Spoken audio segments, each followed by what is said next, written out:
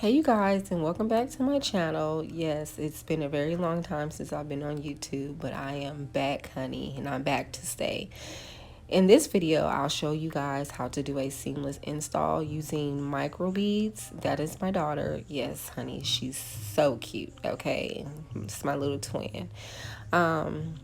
But the seamless install is great for those who just wants to add a little bit of volume and length to your hair. The hair that I used was raw Indian wave from my company, Mogul Hair Extensions.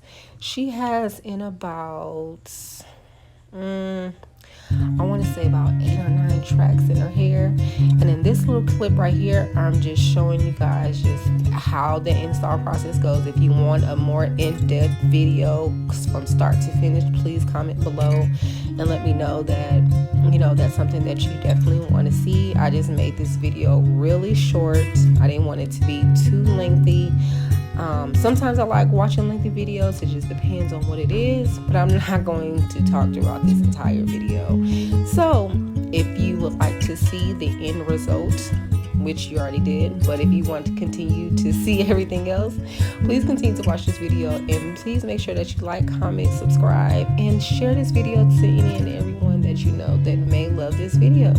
All right, talk to you guys later. Bye.